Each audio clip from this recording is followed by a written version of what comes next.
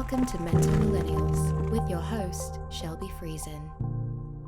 Today we've got Ed Blunderfield on the podcast, and we've been working together for about, say, 6-8 months now. Yeah, I think so. Haven't known you for a super long time, but we've got to know each other quite well. And usually this is going the other way. Usually you're the one who's asking me all the questions. That's right. So today we'll get to do a little bit of a reverse here. A role reversal. And for those of you who don't know, Ed's been life coaching me for about 6 months. And I guess to start, one of the main questions that I get a lot when people start to realize, or when they first hear that I have a life coach or someone's helping me with my life, they want to know, like, oh, well, what's his background? What has he done? How is he able to do that? So I think that would be a really good place to start. And I haven't even really asked you that. I kind of we worked together. Everything was good. I just didn't really ask. I didn't care. I just was enjoying it. So I'd like to hear a little bit more about it. So yeah. It's funny. You were asking earlier, like, how old are you? Yeah. I don't even know how old I am. Well, I'm 30 years old. I just turned 30 in December. Okay. And, I mean, we'll probably over the course of this, like, uncover the story a little bit more, but, this kind of work is something that I've always wanted to do because it was the kind of relationship that I was looking for when I was younger. I graduated from university at UBC and went right out to Toronto to start my career in management consulting back in 2012. And 6 months into that job, I was a wreck. I was really unhappy. It was this dream job. I had worked so hard to kind of land this job opportunity. And everyone around me was going after the same thing. This is like a highly sought after business school type job, right? And 6 months into landing that job and being there working, I was totally lost. I was so unhappy. It was not what I expected it to be.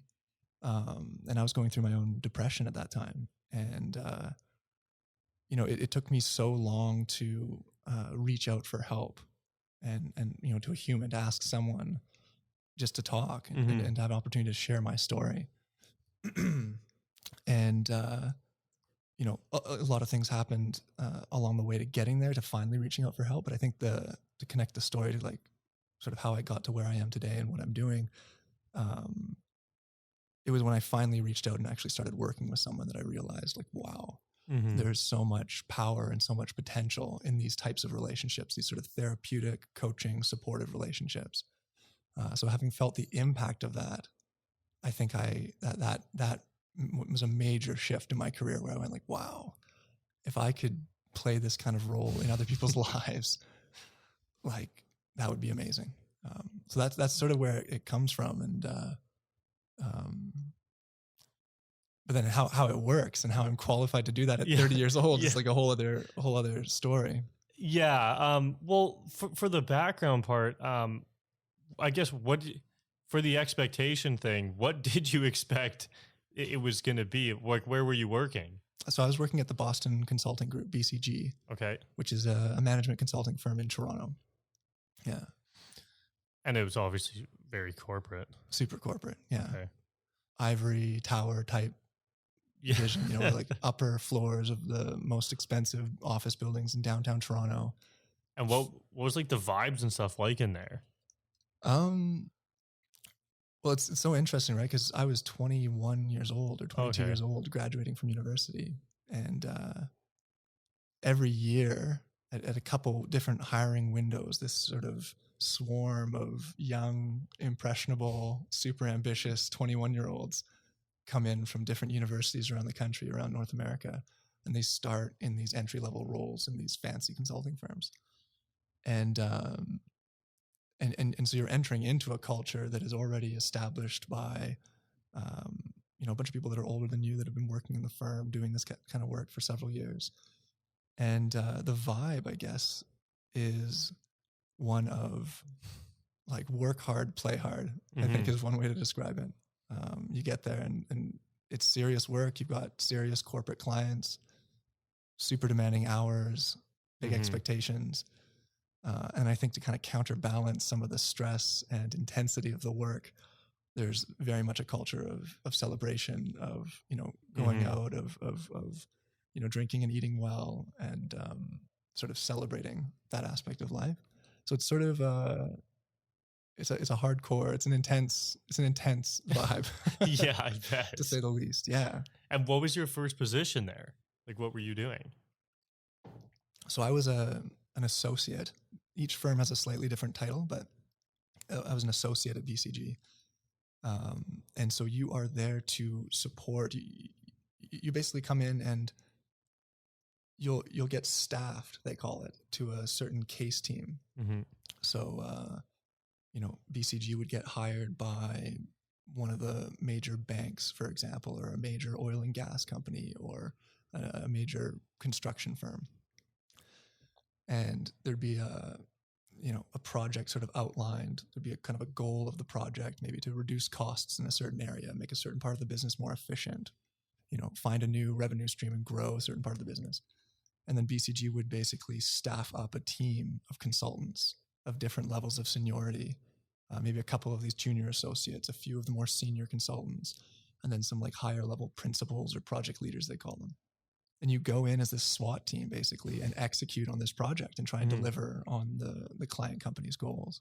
Okay. And those can last anywhere from like literally 2 weeks. You could have we'd call them due diligences, these like really super intense 2 weeks. You're working 100-hour weeks and you're just crushing this project right through to 2-year-long mega cases. Yeah. That, roll over. People get hired by the BCG and maybe let go, or they leave before that project's even over. They're so massive.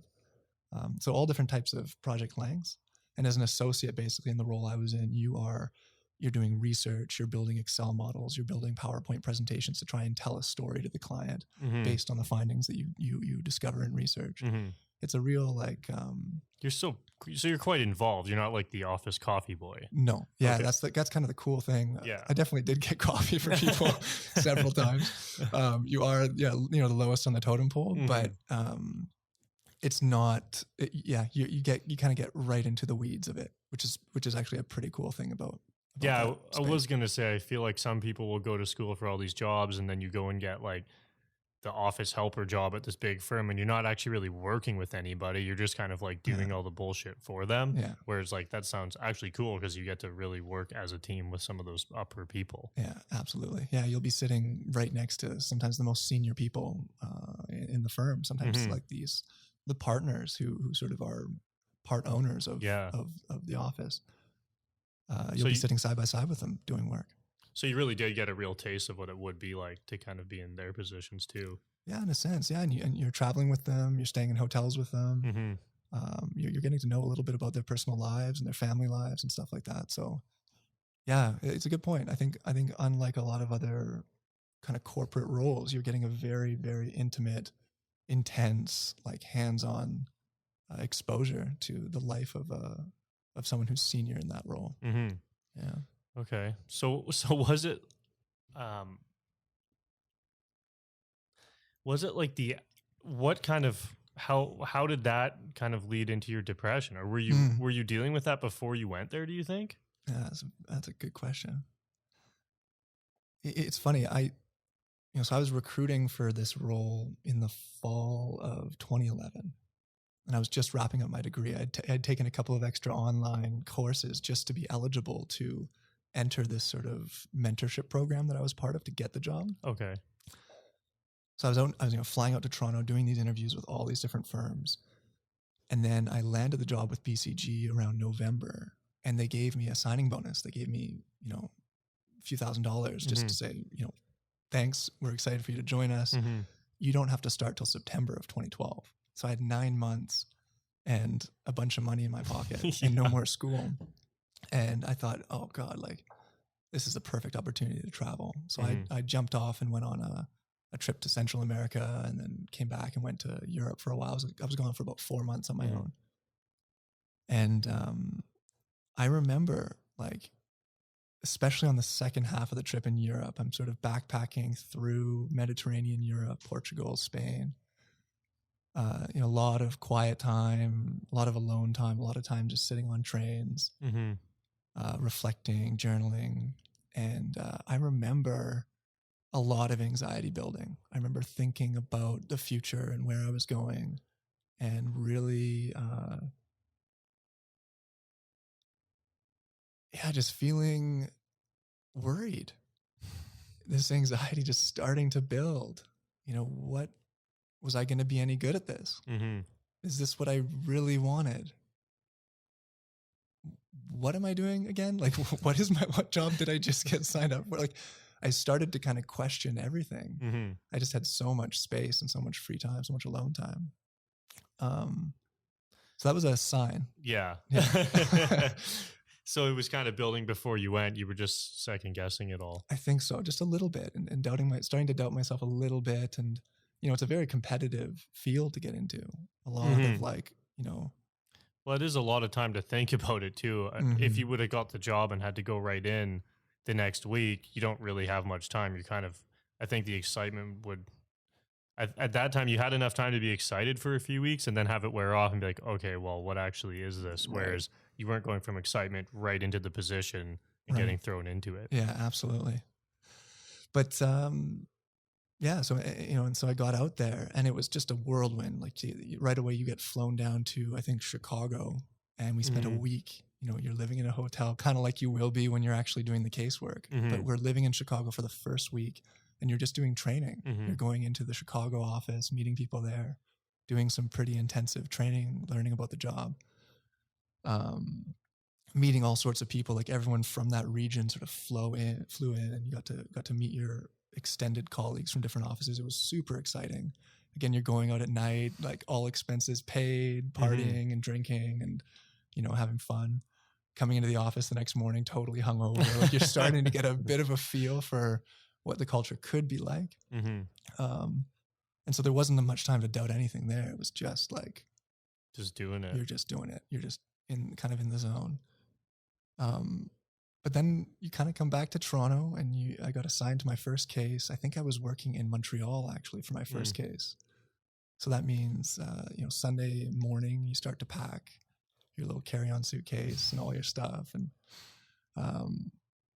take a taxi out to the airport in the afternoon, get on a plane, land at around 8 or 9 p.m., check into your hotel, have a meal in your, room service in your hotel room, start to, I'd feel a bit of that anxiety build about the case, what are we going to be doing tomorrow? What's our client going to be like? A lot of questions.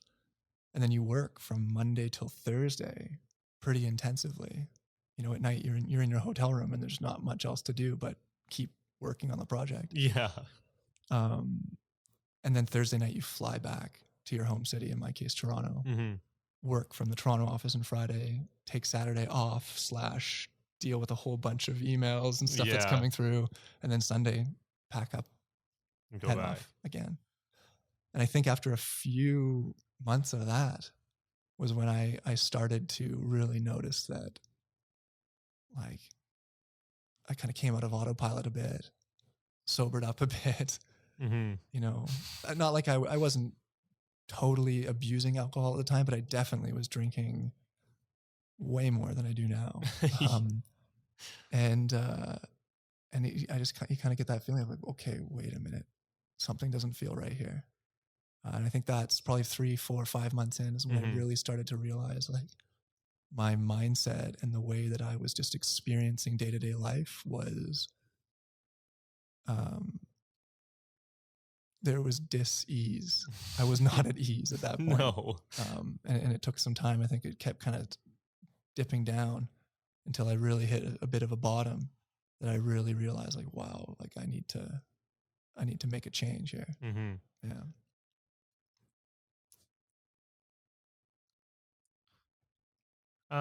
For the kind of like dis-ease and being with those kind of, I don't know, those kind of people doesn't really say, I don't know what that really means, but did you feel like you fit in with them, or did you feel like you were trying to fit in, like taking part in some of the drinking and things like that? Because I know a lot of times people just do that because they feel like they have to fit in, or, get the job they want, or that kind of sort of thing.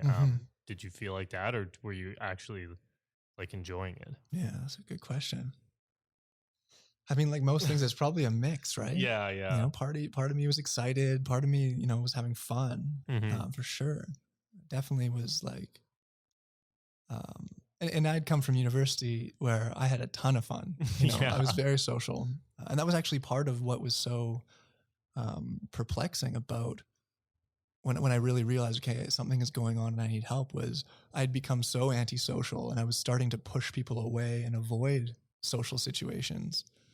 And I was comparing that to my past life in university when I was this happy-go-lucky, very outgoing, very social person. I was game for any social event or conference or anything where I could be around people. So I think that part of me allowed me to sort of access and enjoy the part of the culture in this firm. But then there was, I think, equal parts going kind of like, I don't know if I fit in. I don't know if I'm cut out for this. I don't know if this is what I want long term. One thing that's just coming to mind is like we'd be flying to Montreal. We're staying at the W Hotel, one of the nicest hotels in the city. All expenses paid, of course. You're going out to the fanciest restaurants. And the conversations that are occurring around me are like, oh, it was better last time, or you know, like, oh, they're getting so stingy in the hotels these days with, you know, what they leave for you on the bed, or, you know, like, it was very judgmental, very judgmental, very complaining. Nothing was enough. The energy and the conversations with you know, not all of them, but a lot of these conversations, like I was on one hand going like, holy shit, this is crazy. Like, I was like a kid in the candy shop, just taking in all the luxuries of this lifestyle. But then everyone else is kind of going, like it could be better.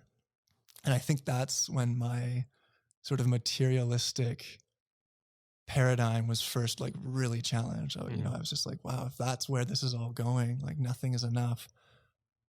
Like I want to go back to wonder. I want to go back to that space where we're talking about how amazing life is and how much more amazing it could get, but like from a place of abundance and excitement and joy and appreciation. Like that was a hallmark way of being, I think, with my close friends at the end of university, was like, life is amazing. We are so lucky. Life is a gift.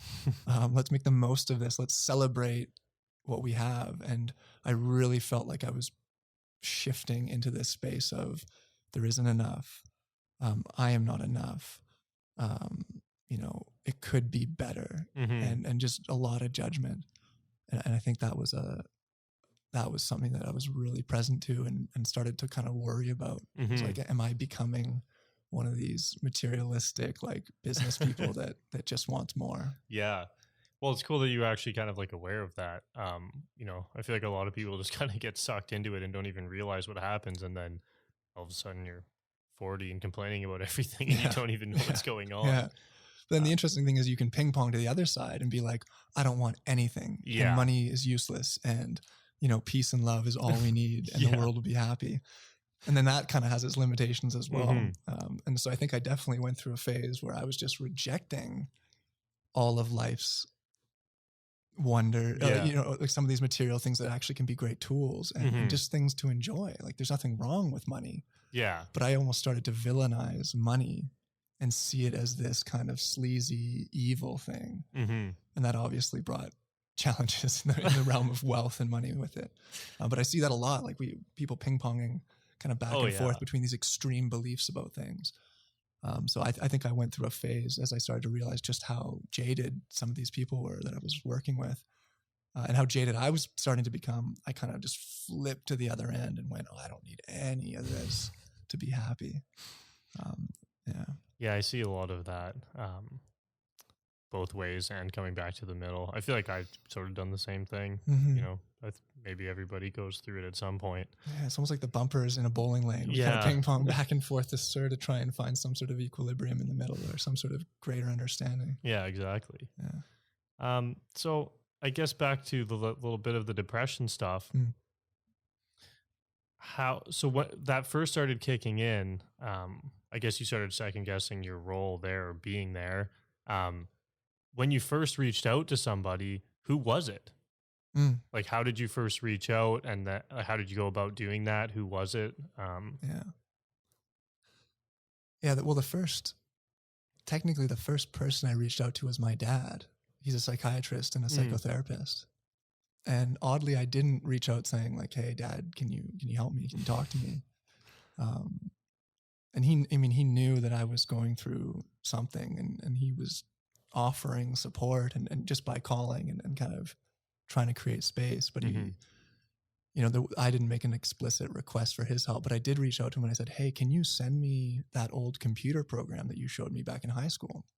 And my dad had found a piece of software called Overcoming Depression that was built in 1991. It was an MS-DOS based program. It ran on, pre-Windows operating systems. I think the computers didn't have mice back then. It was all like old school computers.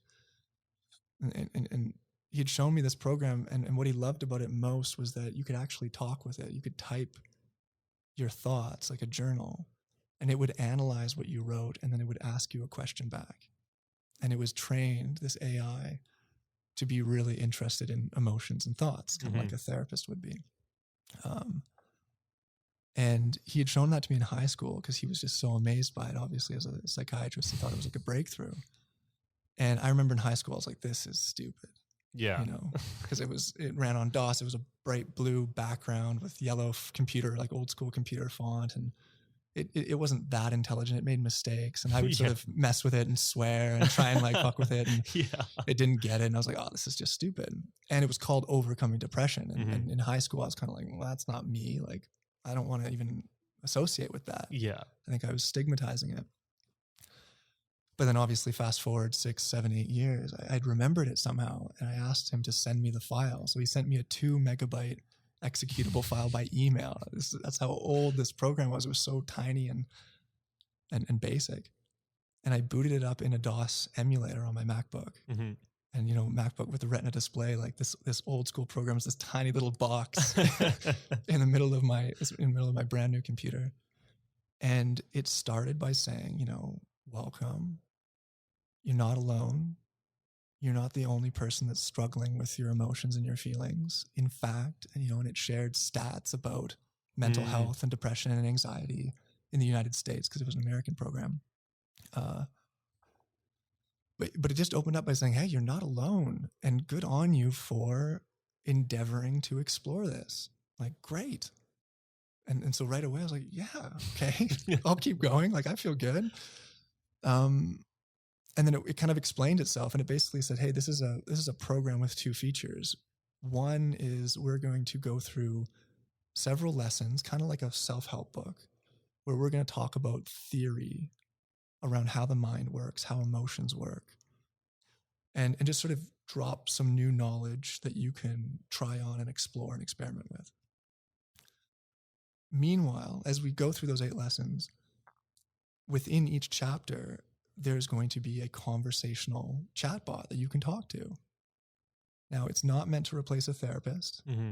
It's not even meant to replace a normal human conversation. It's sort of a unique form of interaction that you can think of more like a mirror. You're talking with yourself, but this program is just providing some prompts, some questions, and some words of encouragement. If it makes mistakes, that's to be expected. It's a computer.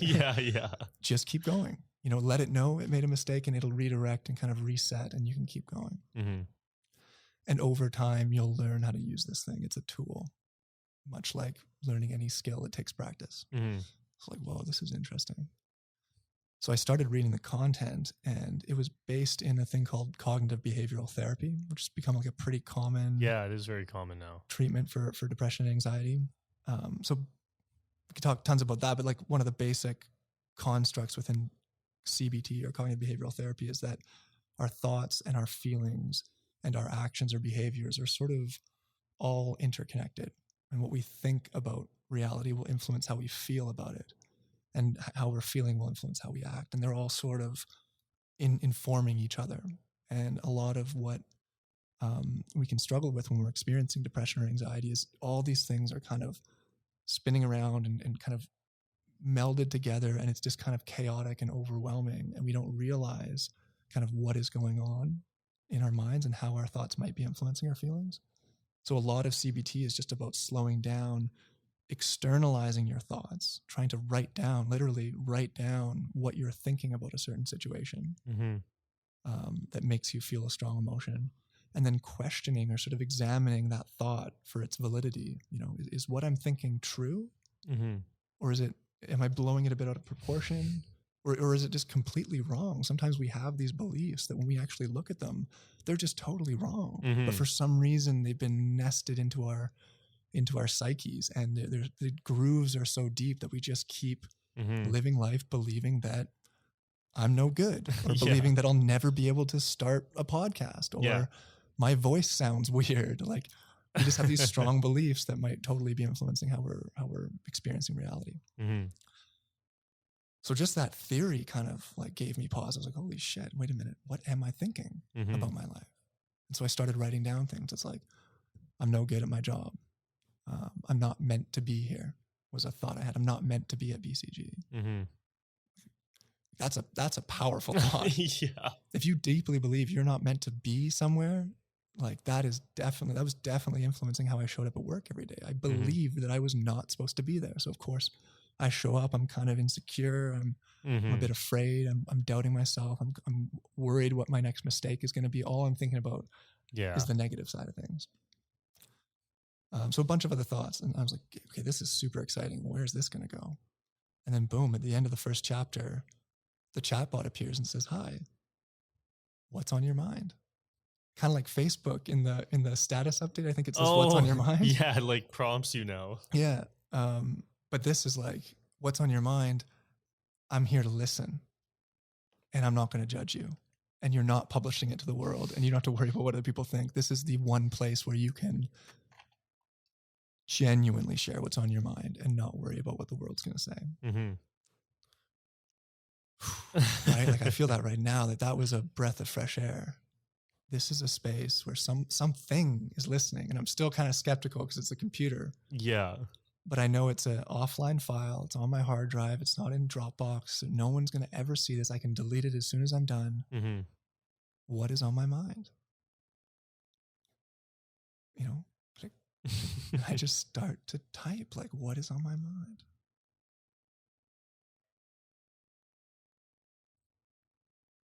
I should be happy.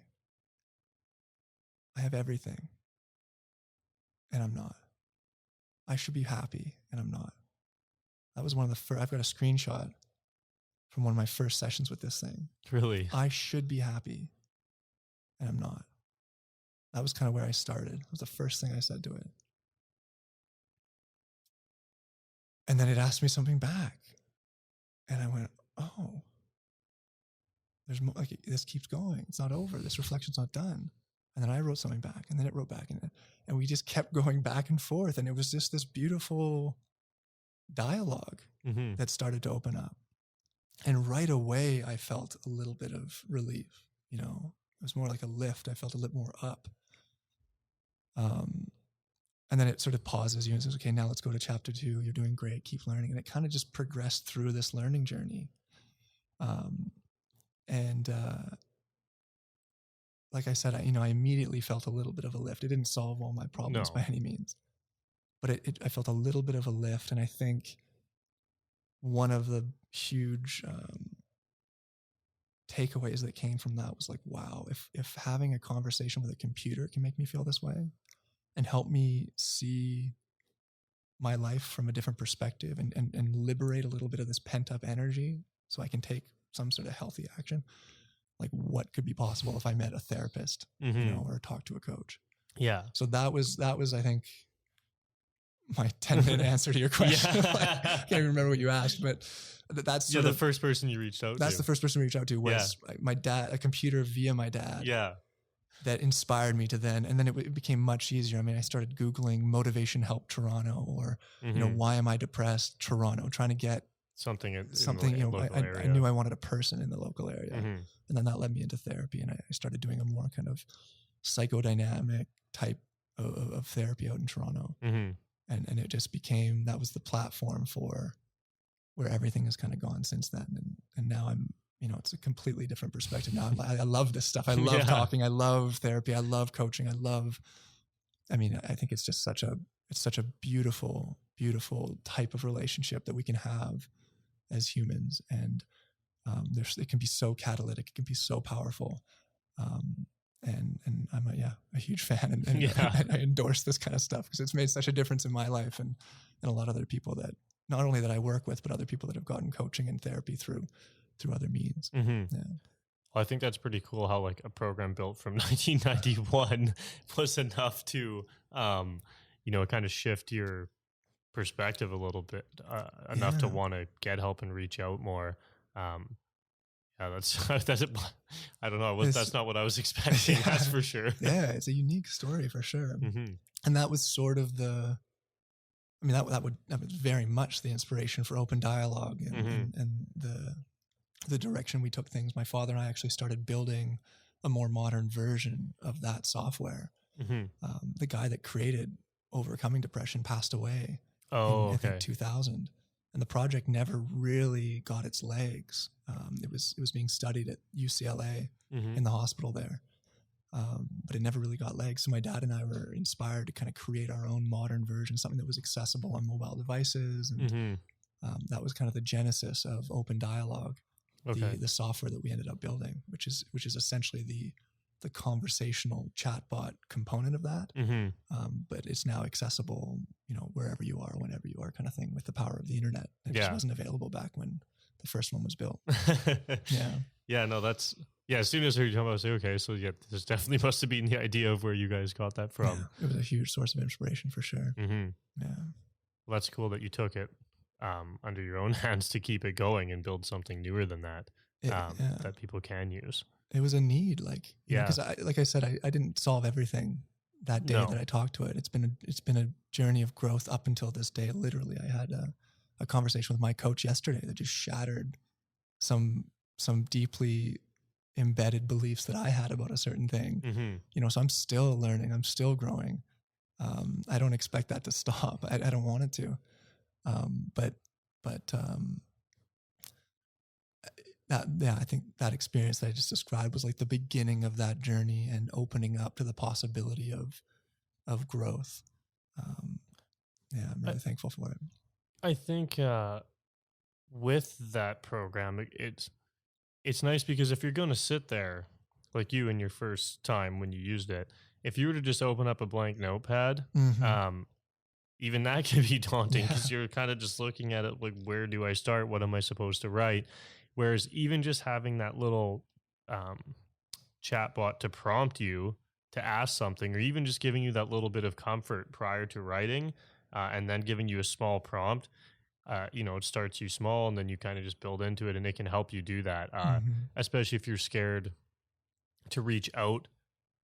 I feel like people can go through that phase where they just want to do it themselves because they're nervous to reach out. But that is kind of like a nice middle ground where it helps you by yourself get used to kind of talking to something or someone, and then it might make it easier to make that. It's like a nice little middle step or something. You can still use it basically forever, but I think it's a good starting point for sure, a good entry point. Comforting for people maybe. Yeah. And you're speaking to something too about like comfort, reaching out and trying to do things on your own. And that hits home so strongly for me. I vividly remember thinking before I did reach out, I can do this on my own. I want to, and I almost need to. I have to figure this out on my own. I don't want anybody's help. And to this whole point of like, who am I and how can I help you as a 30-year-old? Help you with your life. It's like, I was like, no one can help. No one knows me. And I don't want anyone to tell me what to do. Like I had these very strong beliefs that I had to be self-sufficient. And I think that's like a bit of a story. It's certainly a story that it's probably for men and women, but I certainly think with men, we have this belief that we have to be self-sufficient, that we have to, be able to provide. We have to figure it all out on our own in order to be accepted and to be celebrated in society. The sort of, that central strong man figure in the family has been just, slammed down our throats since the day we were born in our culture. And I'm starting to ask myself, like, what is the cost of that way of living and believing that, and clearly the cost is millions and millions of men that are not getting the help that they need, that could end up helping them become more self-sufficient. Yeah. If they were able to admit and accept and be open to getting help. It's such a paradox or a misunderstanding, I think, of this path. But I certainly was struggling with that for a long time. It's like, I don't want anyone to tell me what to do. And the crazy thing about, especially my approach to this, and a lot of people I've worked with, is I don't tell you what to do. You know, I listen and create a space. I ask powerful questions and difficult questions, and sometimes get in your face, and call you out. I hold up a mirror for you. But the reality is, like, I don't know what you need to do. There's so many unique aspects about your life, and a big part of it is you kind of figuring out what is your path through this kind of reflective experience. So, yeah, I was worried about being told what to do, but in the end, like, no one's really told me what to do. They offer suggestions at times, but a lot more of it is actually helping surface the truth that I already know about what I need to do next, and then holding me accountable to actually making it happen. Well, that would sort of ties into, basically ties into one of the other questions that I get a lot is people say, okay, well, what does he tell you to do? I'm like, well, he doesn't really tell me to do anything. Like, well, then how, like, what do you mean? So, and it's hard for me to explain that exactly how you said that. I'm like, I don't know. He can just pull shit out of me that I don't even know is there. That's very hard to do on your own. I don't go in and just get this task list of you need to do this with your life. It's really just helping you make those own decisions. And yeah, like you said, surface things that are obviously not surfaced. Yeah. Yeah. In a weird way, I'm going to compare myself to the computer for a second, but like, or a good book, like, it's like, it doesn't matter how old someone is, or, I mean, even like, what are their credentials? What's their life experience? It's in the world of like mentorship, where, maybe I've done something or accomplished something, and you want to follow in my footsteps and accomplish those same things. It's really important that I've actually done those things, so I can give you the cheat code, so to speak, and help you on that path, expedite you on that path towards, if you wanted to get a job in management consulting, I could mentor you on that really well, because I know all the steps to getting there. And I've done that for dozens of people since then. Like, I'm a mentor. That's a role of a mentor. But the interesting thing about coaching that's different is, again, it's since I'm not telling people the specific steps, I'm instead helping draw out of them their own ability to choose, their own capacity for choice, to choose their own path forward. I could be 12 years old, and if I had this powerful capacity to listen and ask good questions and kind of play back, in fact, if I was 12 years old, I might even be a better coach, because I wouldn't hold back. You know, when you're younger, you just don't have any inhibition, and you will just say things. You don't care what people think about what you say. That's, I think, just like a good book, or I was going to say a computer program, it just reflects back at you the way in which you're showing up in the world. And when you sort of come to a coach with goals and a vision of where you want to take things and how you want to change your life, you've got that on one hand. And then the coach is just reflecting back at you, well, how are you currently going after that? What are you doing? What are you saying? What are you thinking? How have you structured your life in pursuit of that desired outcome? And just by reflecting back your approach, you start to see, okay, that's not really helping me. And I don't want to share too much about anything personal from the work we're doing, but so let me know if I cross any sort of lines here. Okay. But I remember early on, there was our metaphor was the Energizer Bunny. Remember? Yeah. So you had this, these ambitions, and a lot of it was around a felt way of being, working with stress and working with anxiety. And yet you had this way of going about living that was very frenetic, very high paced, very just constantly putting more and more and more tasks on your list. And so we called you sort of the Energizer Bunny, because you were succeeding at that. You could just keep adding more. Like, it was impressive how much you were able to get done and put on your list. But the cost of that was, you were missing out on doing the things that were most important. You were exhausting yourself at a certain point and running out of capacity. There were all these costs to that. Mm-hmm. And I think a lot of people fall into that category of just like, do. If I do more, I'll be able to get to where I want to go.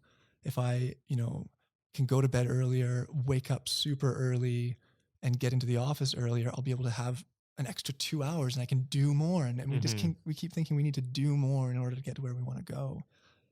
But in a lot of cases, it's actually costing us in our ability to focus on what really matters, in our ability to rest and rejuvenate so that we have a sustainable source of energy to really do well and do intelligently. There's a whole bunch of like downsides to living that way. But you got to see that as I just kind of held up the mirror, and we kind of used a bit of a metaphor that was you were able to almost picture this bunny kind of going crazy, going hard. It's almost like visualizing your own life a little bit, like being able to put those images and things to it. I find that useful. And just like diagrams and writing stuff out. I mean, even just the basics of writing out what you're doing in your life right now and looking at it all on a piece of paper that alone can be super helpful. Absolutely. Absolutely. Yeah. And then questions, I'm asking questions and then you're going home and asking those same questions to yourself over and over again, writing about them, slowing down and actually reflecting on these powerful questions and watching what emerges. Like, you're developing the capacity to coach yourself throughout that work. And that's kind of an exciting thing as well, is you're developing new capacities that you can then take with you. And then those are no longer needed in the coaching relationship. And we can slowly start to insert new things and start to develop new capacities. So that's another thing that I'm loving about the coaching I'm receiving as well, is like, and I fall back into old patterns, of course, like we all do, right? Yeah. But over time, those things start to become more ingrained and habituated into my way of thinking and living. And then that just frees up room in the coaching program to start to look at other stuff and kind of take it to the next level. So that's kind of a beautiful, I think, kind of phenomenon that occurs in this kind of work. Yeah. Another thing that comes up from that, because there you're kind of speaking to your, about you having a mentor as well. And I've talked about this with, a friend of mine brought it up about, if you're helping people, is it bad to post that you're still getting help and going through things? Where some of these people will act like they know it all and you need to do their course or their thing, and that's the thing. But do you find that sharing that you're still learning with your other clients, do people take well to that, or do they expect you to know the things or whatever they're looking for? Do you find that affects anything? Yeah, I wonder what people think. Yeah, I guess maybe you don't know, because you never know, right? Yeah. He's like Ram Dass. You know Ram Dass? I watched his documentary. Yeah, that was a powerful one, eh? Yeah, it was good. So he passed away recently, just this past month, and up until the day, he passed, pretty much, he was talking about stuff that he was still learning and still working on.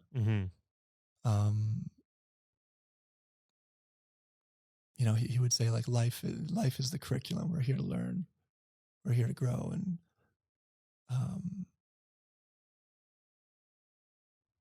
I can't imagine what life would be like if I had it all figured out. Yeah. There's something about just the learning, the feeling of progress and expansion, experiencing growth that just feels so good that I don't know. I don't even think I would want to be able to say I have it all figured out. You know what I mean? So yeah, I definitely don't. And I try and share as often as I can, to the extent it's helpful in individual coaching conversations, as well as more publicly on, social media or stuff that I write. The extent to which I am still working on things, because I think that is important. And as you do that, really, you just kind of move up the self-development ladder of people that you're working with. Really, yeah. I guess too, you start to meet people who are more maybe advanced or need more advanced help as you advance through certain areas as well. Yeah. And then some of those people can take in behind you or however it goes. I think I absolutely think you're right. I think it's part of the collective growth process that we're all going through. Our whole culture and society is growing in consciousness. We are slowly evolving and getting there. There's so much happening. I mean, there's a great book called Abundance, and it's less about like abundance and manifestation and getting rich and stuff like that. It's much more about citing a whole bunch of different examples from around the world of how the world is improving and how great, how many great developments there are. Because you go into the news, if we turned on CNN on your computer right now, it would it's all red. I mean, their branding is all red. It's this sort of fearful rage color, and it's just breaking news all the time, and it's all negative. It's all really upsetting, scary stuff. And not to say that there aren't terrible things happening around the world, but it is totally out of balance with the great things that are happening. It's always the focus is on the negative stuff. It's all the focus on the negative stuff. It ignites this sort of fearful energy within us. And when we're in a fearful state, we are much more apt to be controlled and manipulated by other people. We're seeking, a resolution to our problems. And so we're willing to kind of listen, and we're willing to buy, and we're willing to follow. Whereas you read a book like Abundance and you kind of go, holy shit, like, look at the progress we've made on world hunger so far, and disease and violence. Like, we are progressing as a society, and that's so important to acknowledge and to bring more energy to that so that we can keep working on it, because we're not done either, right? And so I think that at like the most macro scale, looking at the world and how much positivity and how much development is happening, and focusing on that and trying to feed into that and support that, you can bring that right down to the most micro level at your own life and say, look how much is happening. And not like just positive thinking and ignore the fact that I'm depressed or I'm anxious or I'm struggling or I'm not making money or whatever it is, but balancing all of that with deliberately focusing on what is working. We have a roof over our heads right now. We've got fresh drinking water. My mouth is a bit parched. We have this incredible technological apparatus that is, I mean, this is amazing, by the way, what you've created here. This is so cool.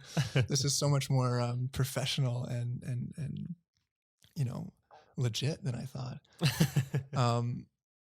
We're well fed, and we're both making progress in our lives. We both have been through challenges, and we have our ups and downs, and we still feel our setbacks at times, but we are making so much progress in our life. I mean, your story is incredible, how far you've come in the last few years.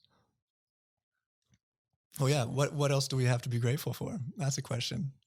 What are you grateful for? I find that hard to answer a lot of times.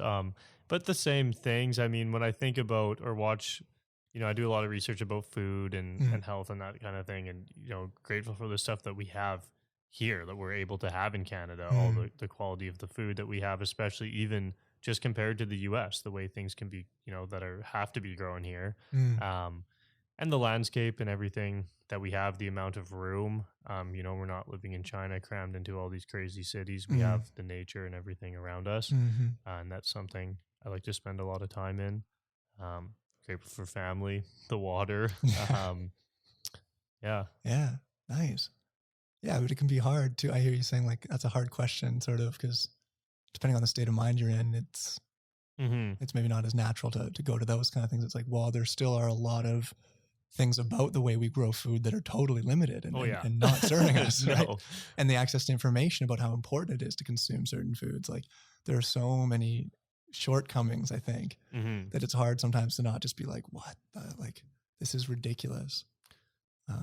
I also overthink it a lot too, where sometimes, like, I'm grateful to have a car, but like why? Maybe I shouldn't really need a car. Or then sometimes I get into that kind of aspect of the extreme where you kind of talked about the hippie don't need anything life, right? Where I'm like, well, there's tons of people living without a car. Cars are polluting. I shouldn't be driving this. I should take my bike every day. But I don't know. Sometimes it's also not realistic to achieve other goals that can help people more drastically than trying to save the fumes right now. I don't know. Yeah. But they can be a lot of back and forth and extreme thoughts around that. Yeah. And again, back to writing, back to talking, it's like when we're all on our own and just in our heads, there are so many of those types of thoughts that can be hard to wrestle them down, and then no progress is made.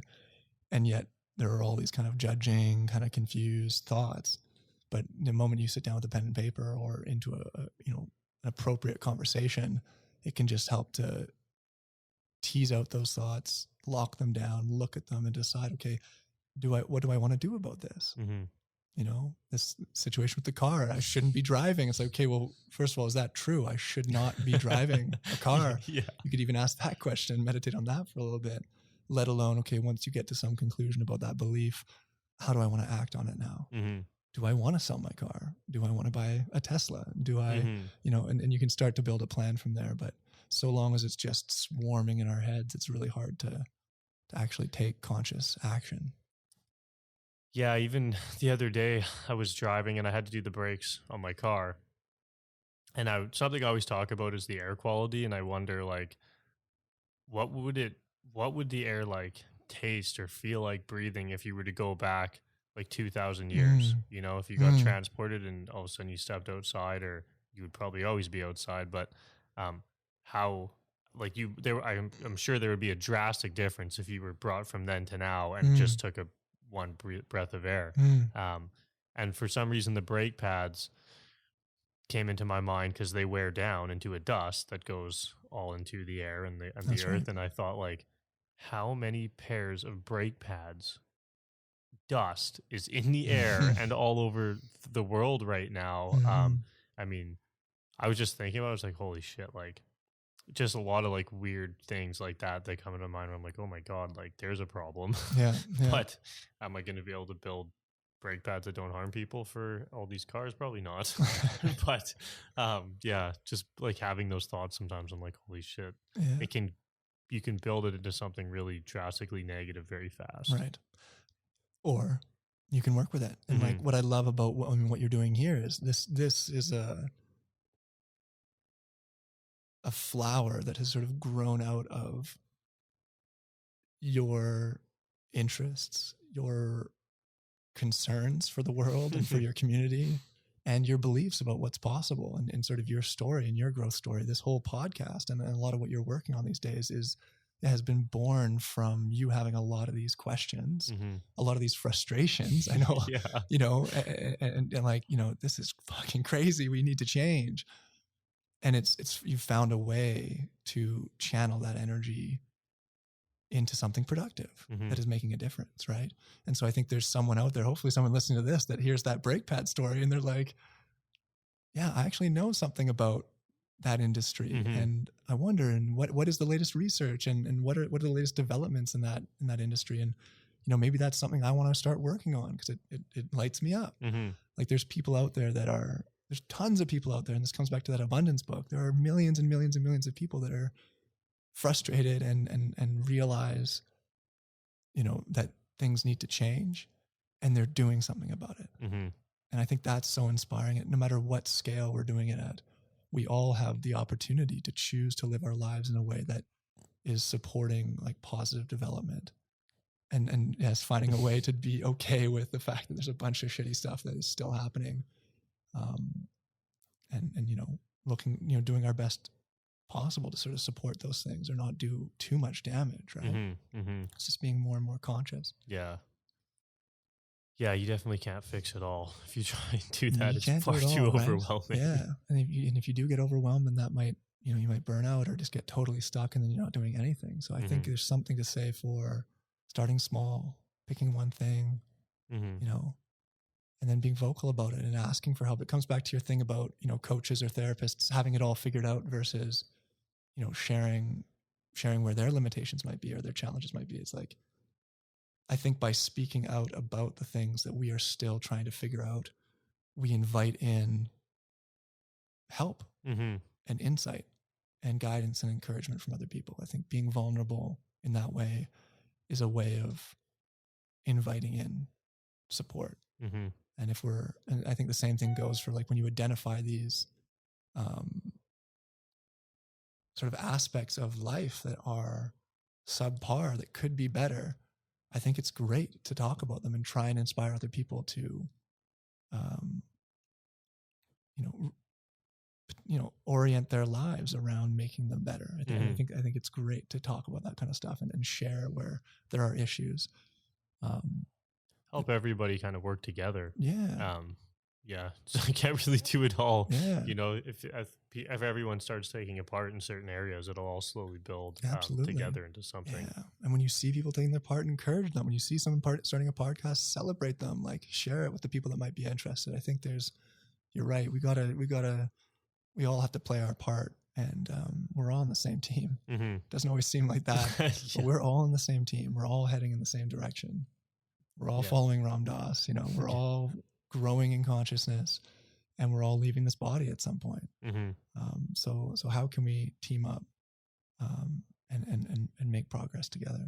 Yeah. It's I don't really know what to say to that. What are you like? What are you most excited about for this podcast? Like, what's been happening so far? As you get feedback, you put more episodes out there. Like, how is it feeling when you think about your part and the work you're doing to kind of help shift the thinking a bit?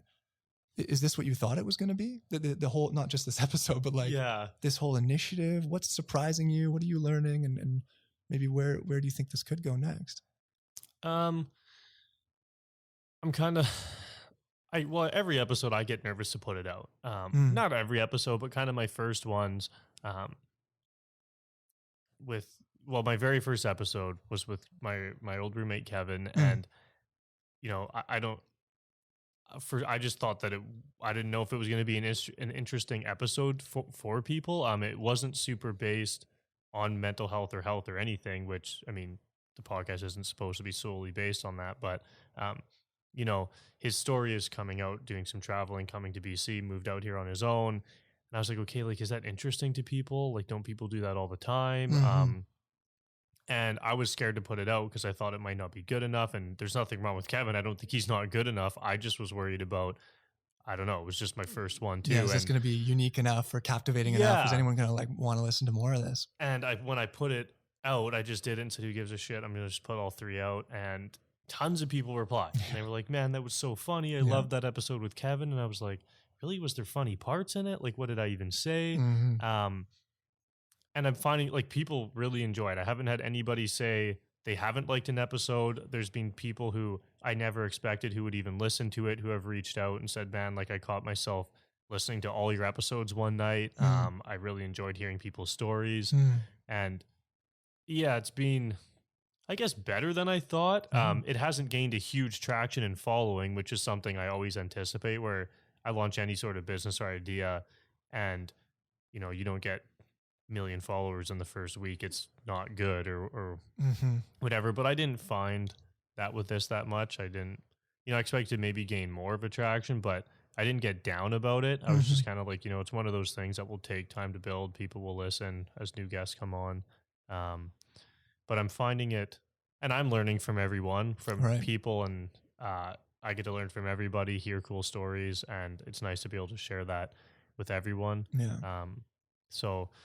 And in the future, I don't know where it's going to go. I mean, I guess that's the exciting part. I'm kind of running through the guests now that are people I know or have connections with, and I actually had a call yesterday with the first completely random girl that I've never met.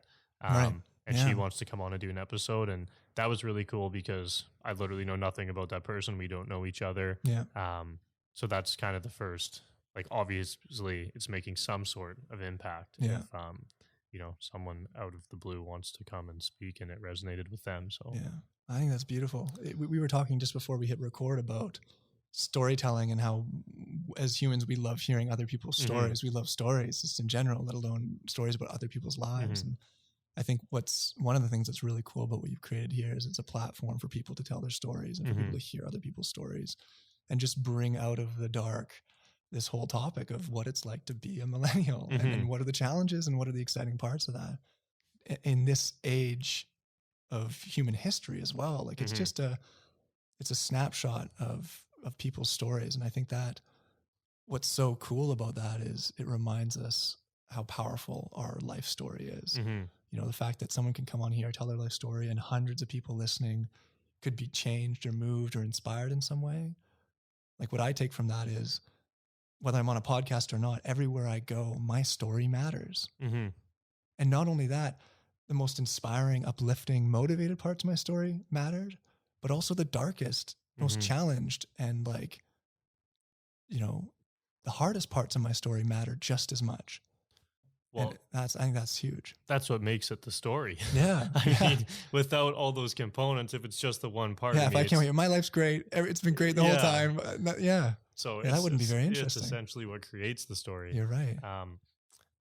And yeah, like, well, with that girl who I had the call with, she knew a girl who was on my podcast, and she's like, yeah, when I saw that she did that, I had no clue. She's like, I knew her for a long time. We're friends. I know her well, but I had no clue she went through any of those things. Yeah. She's like, holy shit. So then I was like, man, I've been through a lot of this, and I want to do the same thing and be able to share it. And she thought it was really powerful and inspiring for her. Yeah. So yeah, one has no clue what another person is going through. Every person we cross, even the people in our families, and in this case, like the story you're telling her best friend. Like, we just don't know. Our internal lives are internal. They're subjective. They're hidden behind, they're hidden in our minds. And even just hearing that, it's a good reminder. Like everywhere you go, you do not know what someone's going through. And I think that just gives us a little bit more patience, a little bit more open-mindedness, a little bit more compassion.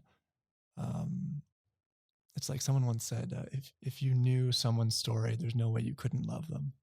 If you really knew someone's story, there's no way you'd be able to hold back just that love, that human love and compassion for them. We all have a story.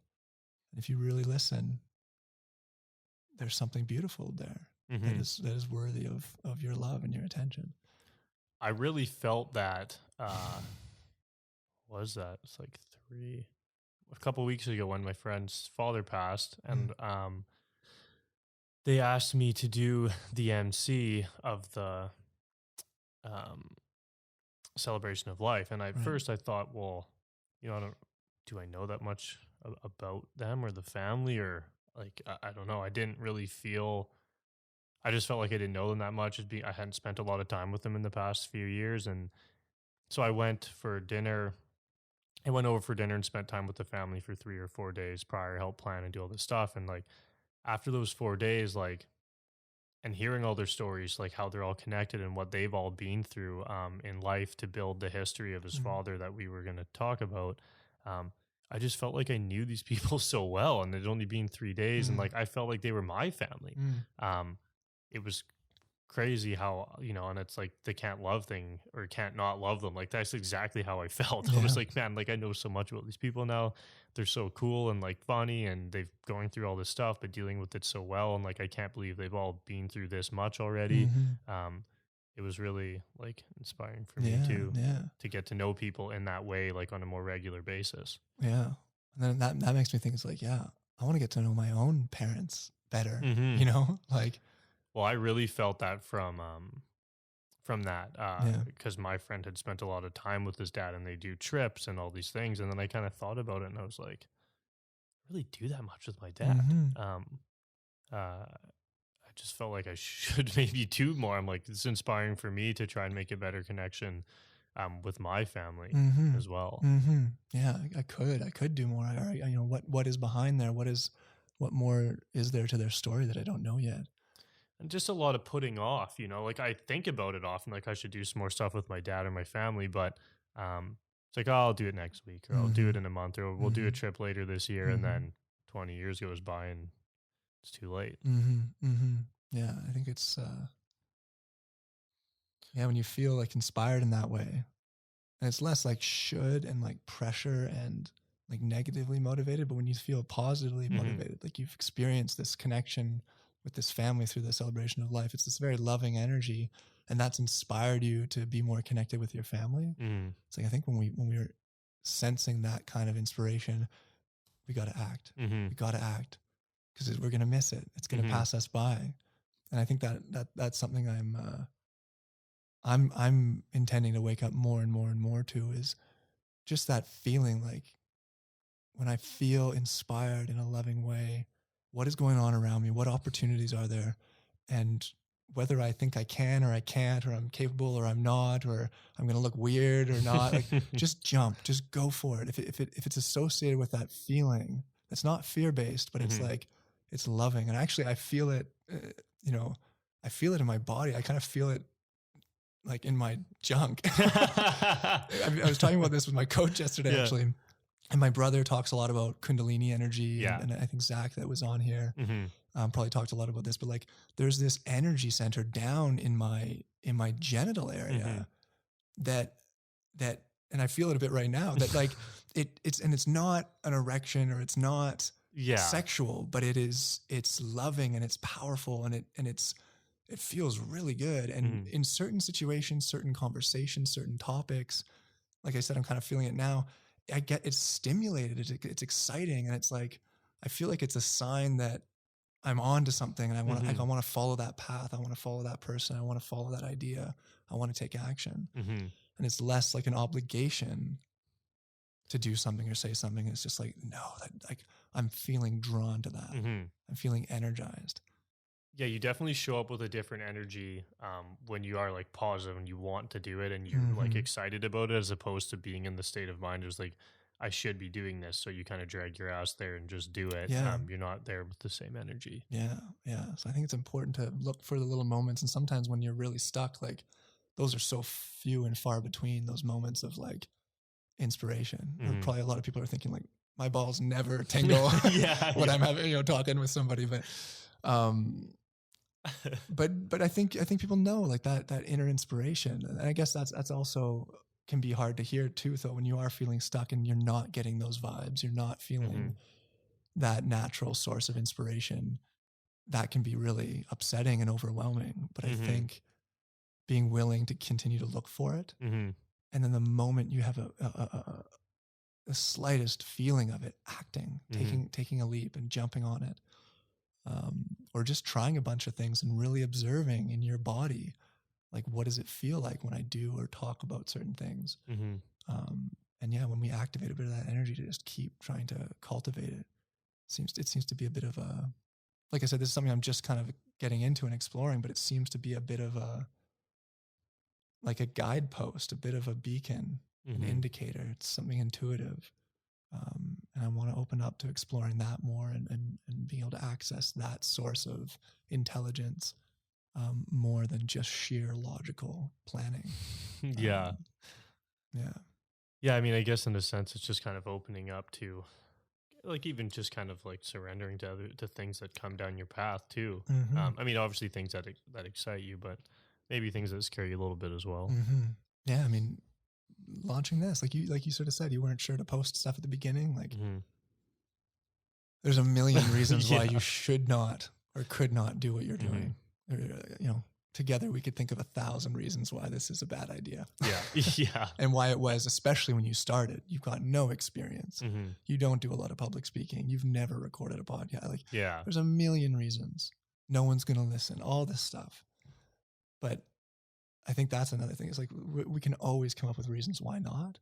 It's like, why did you start this in the first place? Where did this come from? What's it about? Like coming back to the inspiration continually is can be a challenge, but I think it's an important practice as well. And I'm so glad you did, because look what you've created and you're just getting started. Thanks.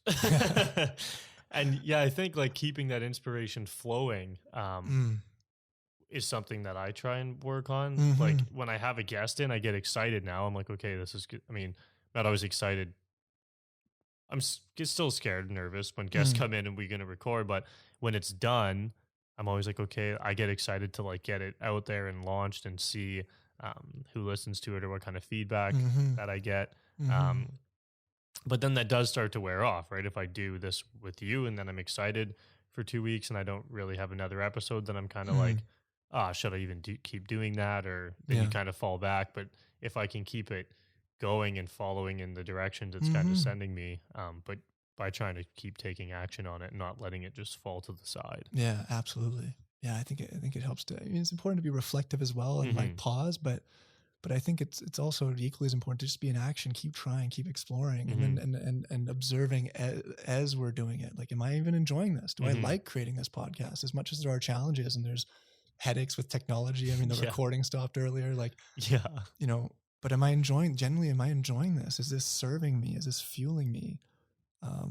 And if it is, if it's a net positive, it's like, just keep doing it with all these things. If the people that you're surrounded by, is this a net positive exchange of energy, or is this a net negative? And what's driving that? Like, I think bringing that observational lens to everything we do can help us get a little bit of a sense for what is inspiring and what's not. But like you're saying, always being in action, I think is, it's part There's a of it. fine line. Yeah, you can get back into the Energizer bunny with that. And I still find myself doing that, or becoming really reactive to like external things, instead of sort of staying centered and being able to act from that. Shit just gets busy, and before you know it, you kind of like, it happened to me this week. I just, all of a sudden, it was Thursday and I kind of popped out of it, and I was like, holy shit, I've just been like all over the place. I have been doing my most important stuff to make life easier. I've just been like bouncing off the walls of all the shit that's coming at me, and just reacting fastly to all that. You're always in and out of it. Yeah, but look how you catch it though. Like, now I can catch it instead of doing it for 2 years straight or whatever. It only lasts a couple days. I'm like, oh shit, I'm doing that again. And that's the muscle part of it, the awareness muscle that you're strengthening, that we're all strengthening. Is like just remembering, oh, okay, I totally just blacked out there for 3 days. And was in a work hole or a worry hole. Like, I think that's another thing that I'm always trying to remind myself is like, when I fall off the path, but then I realize I've fallen off the path and I try and get back on, celebrating myself for having remembered. It's like, nice. Okay, good. Yeah. This isn't how you want to live. Like, there is a better way. Get back on. Versus, oh shit. Like, there you go again. There you go again. You're off.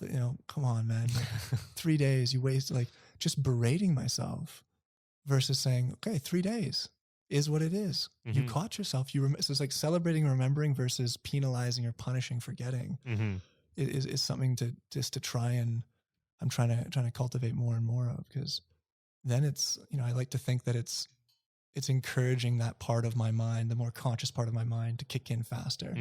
I'm celebrating it. I'm encouraging it. I'm thanking it. I'm being grateful for it. And so in my story, that part of my mind's going, okay, thanks, Ed, you're listening. Like, I'm here for you, man. I'll be there next time a little bit earlier. Yeah. Versus like, fuck you, you're such a piece of shit. Like, how could you forget? You're always going through these ups and downs. Like, all that's doing, the part that did remember, he's going, hey man, I just reminded you to get back on track with your life. Why are you shitting on me? Yeah. So I've got this little dialogue. It's all made up in my head, but that sort of helps me think about how I want to treat myself, is like, celebrate myself when I remember what's important, and then go do it.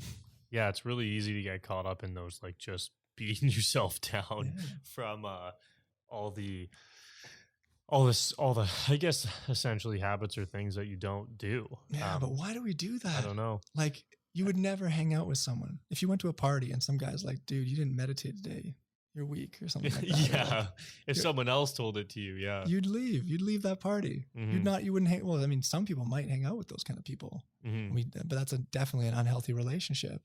It's like, we shouldn't talk to ourselves that way.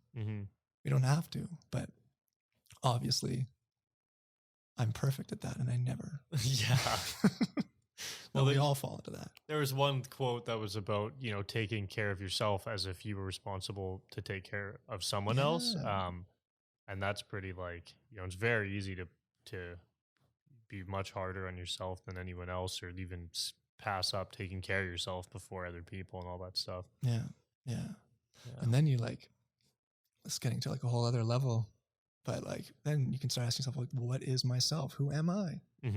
Like, if you spend enough time asking that question, who am I? And really trying to figure out, like, what is just a whole bunch of stories and ideas and your identity versus like, what is your essence and who are you truly? Like, I feel like that softens things a little bit, because it's like, whoa, I'm beating up the idea of myself. But these are all just stories and ideas and conditioning. So why, like, just really trying to like slow down and inspect, like, what is even going on here? Who am I? What is myself that I think is so substandard? Like, it all starts to get a little bit ridiculous at that point. I'm like beating up this false image of someone that I think I am. Yeah. It's, I don't know. You can really get into some weird spots with all of that. You can get into a bit of a rabbit hole for sure. Oh yeah. Yeah. Yeah. Do you want to talk a little bit about kind of what you're doing now? Like doing the coaching, what you're sort of maybe like what you're offering with that, or like where the AI is now, and how you're kind of working on that and integrating it with other things. Yeah, for sure. So the AI is, like I said, we've developed that the conversational AI component that we had been inspired by the old program.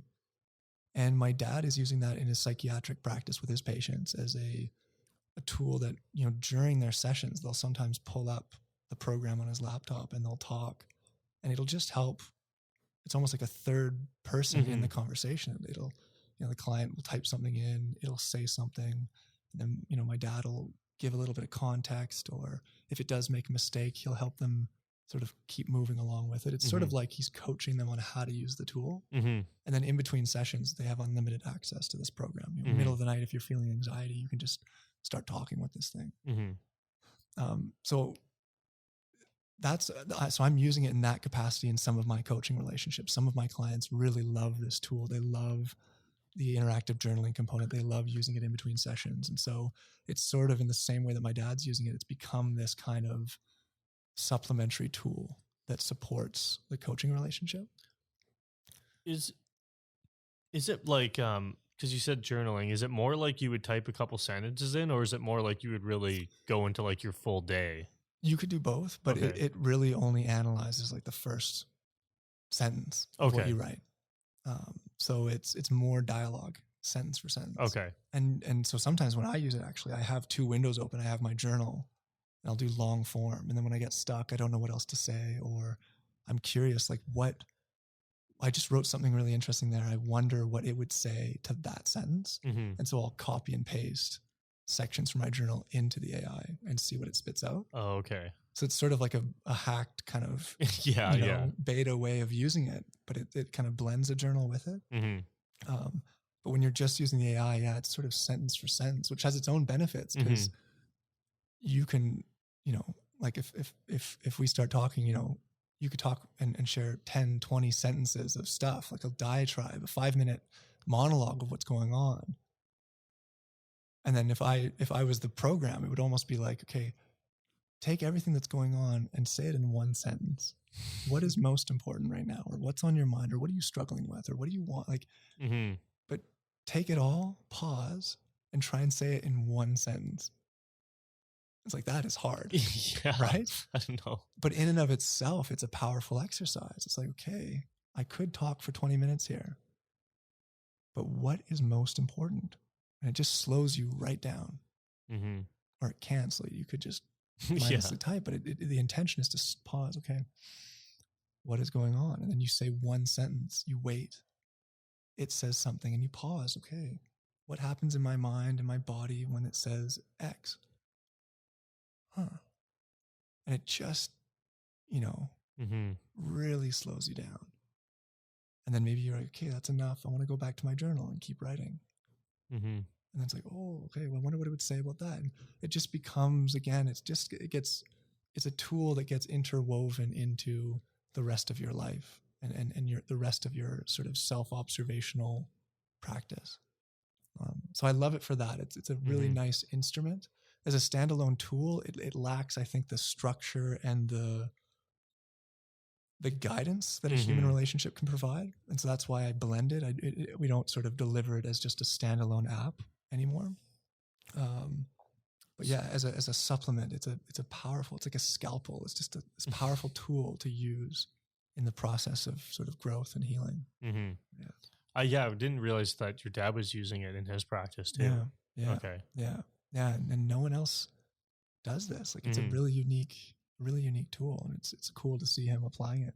And then the other way that we're using it that's super unique as well is in partnership with breathwork circles. So Zach Coops, he and I have been partnering for the last 3 months on a open dialogue breathwork collaboration where effectively a small group of people comes into our studio. We've got this beautiful studio space in downtown Vancouver in the evening after work. and there's sort of a theme or an intention, something that people want to explore, and everyone has their own individual intention, but it's thematically linked. Once it was about vision and what was your vision for 2020. Our upcoming one is about the head and heart connection and trying to, balance the way we live between being super heady and intellectual with following our heart and our intuition, kind of like I was talking about. So they come in and the first component is using the AI on their own. I give them a bit of guidance, and then they just find a comfortable space in the studio with their iPhone or their Android device, and they just have a conversation with it about that theme and how it's showing up in their life and what they're working on, what they're challenged by, what they're excited about, whatever. And the program just guides them through this really sort of exploratory reflection. So it's super heady, super intellectual. You're looking at your thoughts, and it's kind of in that cognitive domain, that mental domain, the head domain. And then after 30 minutes, we transition them to the mat, lying down, and Zach sort of opens up this breathwork circle. And that brings them much more into the body, a much more heart-centered, somatic kind of body-based experience. Again, with the same theme and the same intention you set, but you're opening up to a whole other domain of intelligence in your body beyond the mind. So all in all, it's like a 2-hour experience, and it's, the last couple times, man, it has been incredible, like very beautiful, very powerful experiences for people. A lot of really interesting breakthroughs and insights. So that's been, a different application of the bot, of the AI. But I feel like it's the perfect complement, because the limitations, I think, of the AI really are in that realm of like being overly cognitive and missing out on all this insight that we can garner from our bodies. So I love partnering it together. Yeah, I think that's a really good match. I should come try one. Yeah. I think you'd love it. Yeah, because Zach, and you've done some breath work in the past, so it'd be interesting. And we've done our work together, so you've kind of had the two angles separately. It would be interesting to get your feedback and see what you experience with them combined. Yeah, because I have used the open dialogue, but it was way back when I very early messaged stage. about the testing period. It was probably would have been early last year. Yeah, February or March of last year. Yeah, and we were doing all sorts of stuff. We were even testing with people just using iMessage, and that's what it was. Yeah. I was texting you, pretending it was the AI. And you were inputting I was entering it into the AI manually, seeing what it was responding, and then my dad and I were modifying the results to make sure the AI was spitting out something that we thought would be powerful and helpful. And that gave us a lot of evidence that as a standalone tool, it just wasn't enough. People were still getting stuck. They still needed that human support. And so that was the real breakthrough in the testing, when I realized even with two humans on the other end modifying the results, one of them a 40-year-old veteran in psychotherapy, and people are still giving us NPS, feedback scores on the experience, saying, I wouldn't buy it. I wouldn't stick with it. I don't feel like it's really transforming my life. That's when I was like, okay, I need to follow a different path, because I want to be in the space of transformation. I want to help people make major shifts in their lives. Mm-hmm. I don't want to create some sort of commoditized app that you just like, yeah, you could probably build it up enough to make it sellable and like make money from it, but it wouldn't have the impact that you're looking for on the people. Yeah. And I want to be part of that impact. I want to be in the room when it happens. I love when we get to those points where there's some sort of insight. That's sort of, that's a big part of why I do it. So, so grateful for testers like you, people that gave us that feedback and for that experience, because it really sort of shifted us in this direction of focusing on the human-led component and using this just as a tool to support that when it's right for the client. Yeah, I mean, are you guys thinking about maybe selling it to other therapists or people who want to use it? Or are you just going to can anyone publicly use it? Or is it not like it's not sort of open completely? Yeah. What I have been doing for some people that are really interested, that are just like, hey, I don't feel comfortable at all doing human work, I like talking with someone, but I do want to use the app because it's private, it's totally anonymous, it's all encrypted. For people that do reach out with that request, we've got onboarding videos and we send them materials and we let them use it for free right now on their own. So we do make that. It's not an exception, but we do that when Yeah. there's a request. We're just not publicly promoting it as this Yeah. open source free tool right now. Again, because that's just not the kind of the focus of my work. No. But I think in the future, it definitely, could become more widely used. Again, some of my clients are much more focused on that. I have people that I just see once a month for an hour, and they spend the majority of their time doing their own work using the app. And then we just spend a brief session together, just kind of integrating everything they've learned. So I could see that side of open dialogue growing in the future and investing more in the technology, and almost having these two streams, the much more intensive one-on-one work, on-demand access to coaching, multiple deep sessions a month, and then a group of people that's just sort of, more self-directed and just using the app, and then having a brief check-in with a coach. Okay. So that's a bit of a vision, to be honest, for the future is having those two streams more clearly carved out, and ideally growing a team of coaches as well. So the folks that are using the app have this sort of menu of people they can work with maybe different specialties, different experience. Yeah, the app could almost like suggest people could be coached almost through the app, also still using the AI. Yeah. So there's a lot of potential. Yeah. And kind of like you, it's like, we're not sure where this is all going, but there's definitely a solid intention to bring this conversation to the surface, help normalize it, give people tools, things they can try, and encourage them just to keep exploring, stay curious. I end all my emails with that, like, stay curious. Like, I think that if we're willing to stay curious, keep exploring, stay open-minded, that will serve us, on this growth path, especially when things get challenging. Yes. Yeah. And are you guys still working on it? Like, I guess, like, I don't know what you would call it. Kind of like tweaking the AI, like responses and stuff. You're always working on that. Yeah. So like after these breathwork sessions, we'll have 10 people that go in and have a 30-minute dialogue. It's like 5 hours worth of dialogue in there. But you get to see that from the back end and change responses. Exactly. And things. Yeah. So we see like anonymous and encrypted data from the back end of what the responses were from the bot to what they said. Yeah. So we can kind of see, was that an appropriate response? Was that helpful? Where did this conversation go? And we're able to tweak the AI based on that. So the AI itself isn't learning on its own. Yeah. But it's manually being updated by us all the time. Yeah. Okay.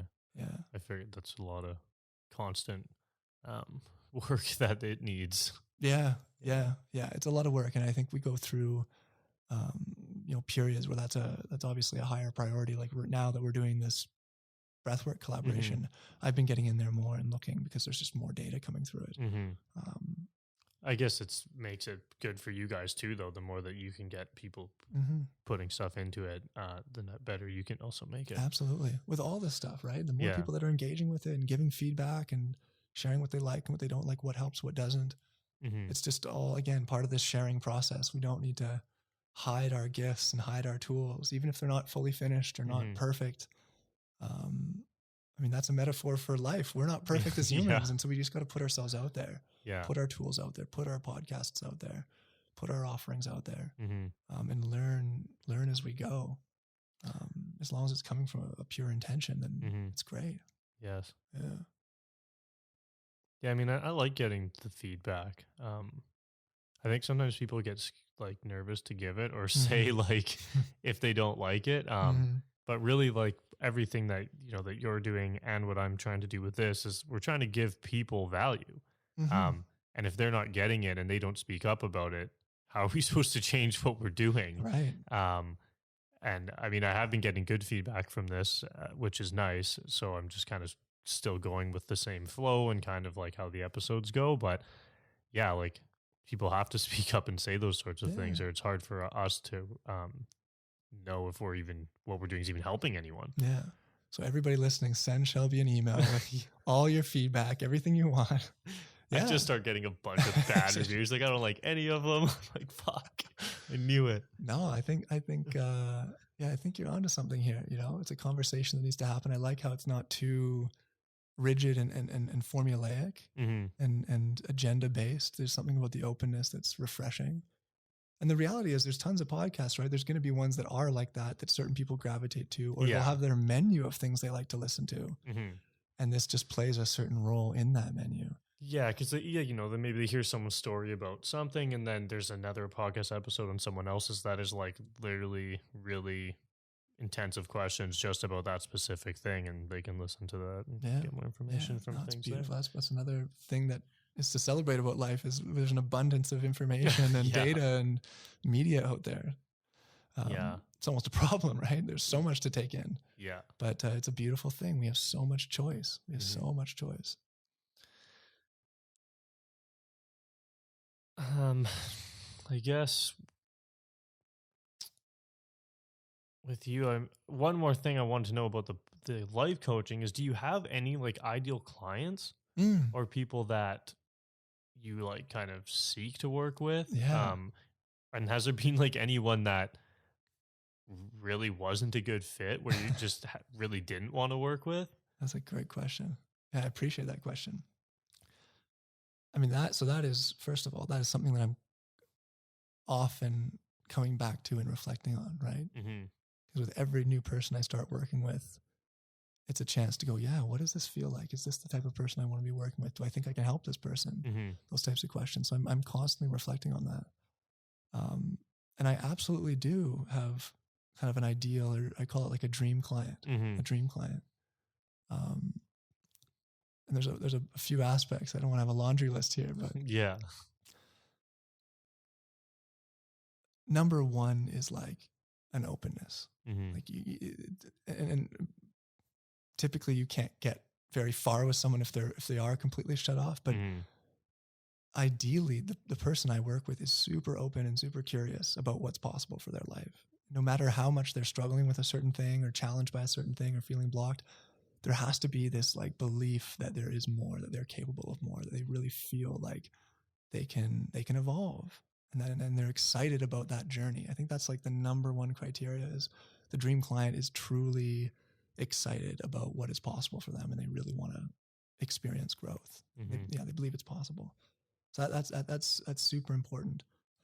I think also there's just an innate ambition. It's people that want to be out in the world and doing something and contributing. I often say to people, like, my dream client, the more and more I realize it's my dream client is myself. It's people that are like me, that are keen, that are ambitious, that really want to live like an exciting and diverse life. They want to make a contribution. They have high expectations of their own life and what could be possible in life. And the dark side of that is they can get overwhelmed by that ambition. They can feel stuck, or when they do feel stuck, it can lead them to feel really low and depressed or anxious. Or when they don't have a clear plan of how they're going to actualize that really holds them up. I mean, that's my story, right? Yeah. Always setting these big ambitious goals, having these huge visions, these sparks of inspiration and excitement about where I want to go with my life and my career and my family and all this stuff. But then getting kind of lost in how do we actually execute on that? How do we stay motivated? How do we stay inspired? That kind of duo of that ambition with the dark side of it and the cost of it. I love working with that because I've been there, and I'm continually working with that. So that's part of a dream client. And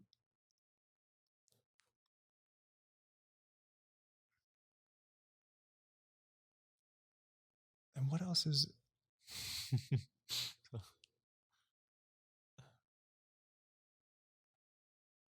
I think those are two of the most essential ingredients. Yeah, it's the belief that you're capable of more and you want to go after that, and then it's this oftentimes wrestling with this ambition and the ability to sort of sustain that and stay healthy and happy. It's like success and happiness. How can we have all of the things we want in life and enjoy the process of creating it? I think that is if people are interested in that kind of project, that's the dream client. Yeah. And then just an openness to doing the work, to investing in themselves. It's an investment, right? Yeah. Not just money and time. Yes. It's a lot of work. It's a lot of work. It's a lot of work. It's a lot of money. It's a major investment. And you're working not just the time that we're spending together, you're working in your day-to-day life as well. So are you willing, like, I think another big thing is, do you know what it takes to change? Mm-hmm. I mean, that was a big thing with you, is like, I knew your story when I first met you and what you'd been through. Mm-hmm. It's like, you know how hard it can be to create these shifts, but you are relentless. Yeah. You are relentless, you know? And so that's a huge indicator of a dream client, is someone that knows how much work it can take to change, but they're not only willing, but they're kind of excited about doing that. Yeah, I know a lot of times when we were working together, well, are still, for me, the session is one thing when we're there talking one-on-one, but if I don't do anything between, it doesn't really become that useful the next one, because you're kind of just talking about the same thing. You need to work on those things and do it, and it can be a lot, even if it's just small exercises. Like for a long time it was just like journaling or 5-minute exercises that we were doing, but it's crazy how, you know, it's 5 minutes, but how hard, you know, to fit that in. It's like just to sit there for 5 minutes, but it can be, you know, that can be even daunting in its own. We're so, like, these grooves are so deep of a certain way of living, a certain way of being. We're trying to, it feels like we're almost derailing something that's so well entrenched. Yeah, it can be difficult. Yeah. But, you know, hard things are hard. Yeah. And then it's like, what's wrong with hard work? And then we can explore that and get coaching on that. It's like, why are we so averse to just doing the work? There's an opportunity for self-examination in every single waking moment. That's the beauty of all this. Is there, we can learn something about ourselves in every breath we take, in every moment we live. And I think that's really cool, is when we start to see that, like, and that's where we start coaching ourselves more and more and more. It's like we just become more self-observational, more aware of our patterns. And, you know, we can be learning and growing in any waking moment, whether we're being coached or we're just sitting silently on our own, watching our thoughts. There's always something to observe. Yeah. I mean, you can also observe, like, get to the point where you're analyzing everything. I mean, although that doesn't have to necessarily be bad. There you go. It just depends how you're looking at it, Absolutely. or how it makes you feel. It's just the meaning that we attach to it. Even thoughts, you know, you could be so into meditation and presence and thoughtlessness, you know, clearing your mind, that you start to villainize thoughts. You go, I'm always thinking. And, you know, I get into that space. Yeah. That was actually a bit of a recent breakthrough for me, is like I was totally demonizing thought because it was taking me out of the present moment. But what I was struggling with was the belief that thought was bad. And so anytime I had thoughts, I felt bad. Yeah. Versus like loving thoughts, loving the thinking mind, recognizing it as a powerful tool, and being able to also be present when I want to be present. But then I can also be very deep in thought and just enjoy the experience of planning and creating and crafting a vision, or building a plan that I want to execute on for a new project. Like that has to happen in thought. Writing a book, you know, writing an email to you to organize this. I have to think to do that. But if I'm shitting on thinking all the time and saying thinking is bad, just be present with no thoughts, it's going to make it awfully hard to enjoy writing an email to you, let alone thinking through a plan to execute successfully on a project. You see what I mean? Yeah. So it's like always looking for, where are my beliefs making my life harder than it needs to be? And the belief that thought is bad is a pretty pernicious, pretty dangerous belief. And it's totally not serving me. So I've let go of that and realizing, oh shit, I love thinking. I love the fact that I can think. Yeah. And I want to do more thinking. I want to carve out time to just think. Yeah, it's funny how that happens with like everything. You know, we talked about it with money earlier. Yeah. But even as you're evolving, it's like you start thinking the same way, just about completely different things. It's like whatever you're going through at that time, it's almost like you always somehow fall into that pattern of like thinking about it negatively and then realizing and then changing it, and then the next thing comes around, and it just like almost keeps happening. It keeps happening. And that's part of the process of waking up, is like, in how many different aspects of my life am I limiting my enjoyment, basically? Yeah. By having these false beliefs. even tasks like doing the dishes. Most people think it's a, you know, they got all these beliefs that it's a chore, it's a waste, it's wasting my time. I could be doing more valuable stuff. And then it's like, I know people that, and I've done this with my girlfriend before, where we're doing the dishes and every time she'd be drying, I'm washing. Every time I wash a dish, I say something that I love about her. And then every dish she dries, she says something she loves about me. And the next one, I say something I love about myself. She says something she loves about. And we turn dishes into this intimate moment of expression of love and gratitude for each other and ourselves. It's like, whoa. Yeah, okay, that's one way to change it you up. know, if I'm so committed to dishwashing being a boring thing and a waste of time, that is never a possibility for me. And I think that's the big dynamic that I'm waking up more and more to, is like, the more committed I am to my beliefs, the more like strongly I hold on to my beliefs, the more I'm limiting myself from new ways of seeing the world. You know, and that can go for any belief, even the ones that you think are the most helpful beliefs, the ones that are serving you the most, they could still be limiting you.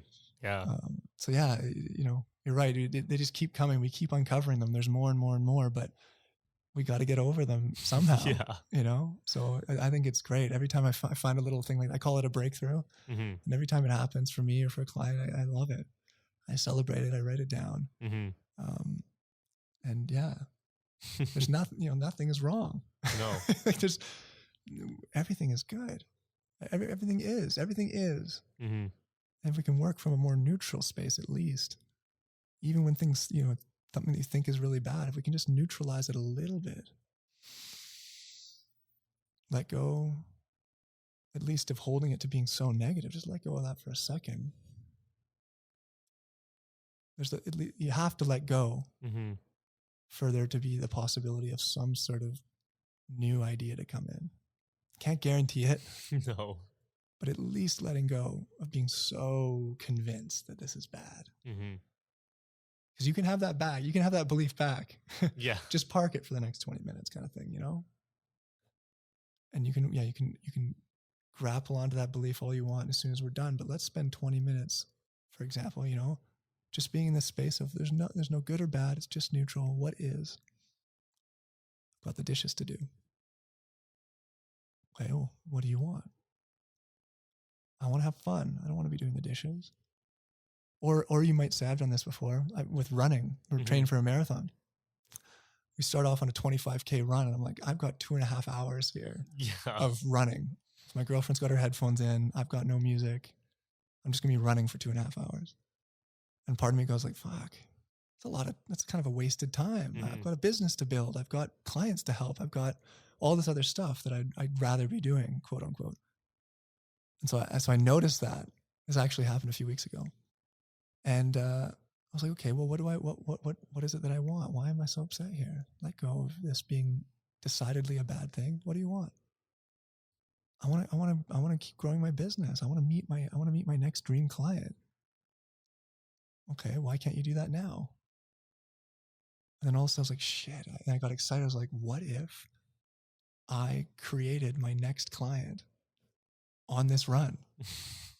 And then I was having this like, holy shit moment. I was like, oh my God, like, okay, what would that look like? And I was like, I just need a sign. If there's a sign that really sparks that feeling that I was talking about earlier, that excitement down in my lower body, that inspiration, I'll follow it. I will jump on that and I'll follow that thread. In my next stride, I look up and there's a light shining on a street sign. It says Allen Street. And I go, who do I know named Allen?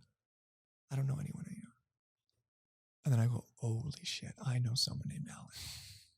And it's this guy from my school who was several years older than me, but he was always like this guy I looked up to. And I was like, damn, like, what is Allen doing? What is he working on? What's he struggling with? He probably has a family now. He's been in business for 15 years. Like, and I just had this huge breakthrough. I was like, Allen is my next client. I would like, from what I remember, I would love to work with this guy. He inspired me all throughout my early years of business school. He was the kind of man I wanted to grow up to be like. And so, you know, and then I just jumped and I grabbed Sandy and she freaked out, my girlfriend, because I just had this moment of like ecstasy. And in the course of 20 seconds, I went from being depressed about having to run 2.5 hours to creating the next person that I was going to work with, a true dream client. So just a little story. And it's the Yeah. same thing with the dishes and us, giving compliments. It's like, as soon as you can let go of being decidedly pessimistic about a certain situation, it opens up the possibility of something creative and something loving and something exciting, or whatever you want it to be. Yeah. For me, I want it to be creative, loving, and exciting. So I feel like that's happening more and more and more. And I'm just trying to watch myself when I start to get depressed or anxious or frustrated or bored. Okay, that is what it is. I'm a bit anxious right now. Just feel it. I've been here before. I've been worse than this. Mm-hmm. Just be with it.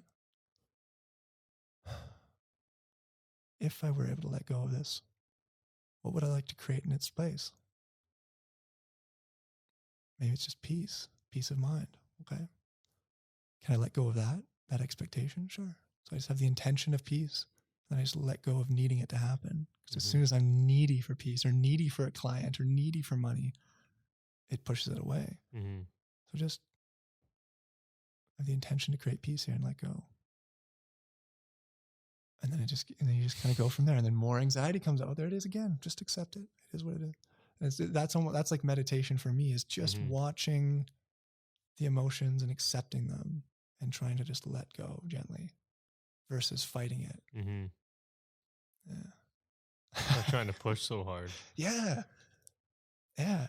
Every force, has an equal, every reaction has an equal and opposite reaction, right? Like we learned in physics in high school. And it's so true. You push something away and it pushes back against you. Mm-hmm.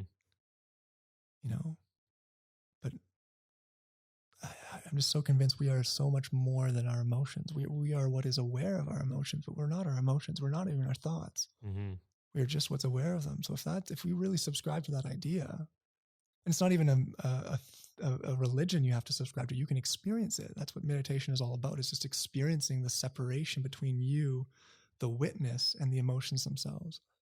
So if you've ever had an experience like that, it's like you should be working, or you can be working, to keep cultivating that separation, because with that separation, we have the capacity to just let emotions be, let them chart their course. So a shitload of anxiety, there it is. But I'm up here, I'm watching it, I'm experiencing it, but I am not it. Mm-hmm. And I think cultivating that ability is one of the most important, I call it emotional maturity. I think that's one of the most important human skills, is how to relate to our emotions and our thoughts in a way that's healthy. Mm-hmm. And it takes a lot of work. Yeah. It takes a lot of work, but it is worth it, as you know. Yeah. It is worth it. It literally changes your life. Yeah, I could say that it definitely has changed mine from the work that we've done from where I was 6 months ago. Mm-hmm. And all the work you're doing before that as well. You were well on your way, Yeah. To where I am now is like, it's actually kind of crazy to think about. Yeah. It's hard to believe. Yeah, it is. That would be crazy to have Shelby from 2 years ago sitting here, 3 years ago sitting here, or even 6 months, at any point in time. Yeah. I mean, just having another Shelby would be crazy. Yeah. Whatever the time frame is. I need one of those. Yeah. But yeah, as a reminder of your progress, right? Yeah. Yeah, we forget how far we've come a lot. Yeah, I always think like sitting there and I'm like, fuck, I haven't really done much, or I haven't really made much progress. And then you think about even just 3 months, even a month. A month ago was like totally different than where I am now. Yeah. Yeah. But do appreciate that. Yeah, absolutely. Yeah, moment of silence for past Shelby. He got us here. Yeah, that's true. It was necessary. It was all necessary, right? We can't discount our past selves. They were a necessary part of our evolution. Yeah, I definitely don't wish anything was different. Yeah, it's your unique story. Yeah. Well, I guess on that note, is there anything else that you want to share about your story, or anything that kind of comes to mind? Well, if anyone has made it this far, yeah, I appreciate it. I appreciate you listening. And whatever the intention is for you listening, like, maybe you just like Shelby, maybe you want to support Shelby, maybe you just appreciate the vibes, maybe you really are on a path of self-development and you're looking for insight and hoping to grow, like whatever your intention is. I just want to acknowledge it, you know, because you could be doing a lot of other things than listening to this podcast, right? Mm-hmm. You know, so a lot of respect for folks that are seeking to learn and grow and evolve. It's a really beautiful thing. And I think it's the most important thing. And like we've talked about, it's having an impact far greater than you realize. For you, for me, for everybody listening, who we are far more influential than we realize. We are far more powerful than we realize. In our relationships, our families, our community, the purchases we make, the stuff we consume, the things we vote for, we don't even understand how powerful we are and how influential we are. And so any intention that you have to become more conscious and to grow and to become healthier is very important and very helpful, and it's impacting me. So thank you. Mm-hmm. Thank you, Shelby. Thank you, people listening. Yeah, keep going. Stay curious. Mm-hmm. Yeah. Yeah, no, it's a great closer. And thanks you too for coming out and all the time. I know it's not a close drive, and it's we're kind of out in the middle of nowhere, and you know, it's asking a lot from me to have people to come here in person, but it's my pleasure. You know, Thank you for inviting me. I think it's valuable, and you shared a lot of really important things today. And I'll put your information in the, if people, or if you're okay with that, you know, social and stuff, if people are interested in reaching out or maybe hearing more about what you're doing. Absolutely. Yeah. You'll have our website maybe in my can put it in the social media. Yeah. The website we have has other resources beyond the AI too, that are just accessible, completely free and on demand. And there's a lot of cool, like, journaling exercises. Some of the practices we've done in your coaching program have been built into those resources so people can access them. So I'm hoping that, and there's a library, I just added a library of great books I've read that I recommend. So I'm hoping it can become a space where anyone can just drop in and be encouraged to learn and grow. And then of course, if anyone's interested in the work I'm doing and the technology and the coaching, it's really clear from the website how to reach out. So yeah, you're welcome to reach out. I would be happy to connect. And whether it's through coaching or any of the resources or the other people I know, you know, it's always my pleasure to help connect people to resources that might help. So don't ever hesitate to reach out. Awesome. Yeah. Okay. Well, yeah, I'm sure everyone really appreciate it. I appreciate it. Yeah. So cool. Thanks again for coming out, and I'll see you again soon. I'll see you next week. Yeah.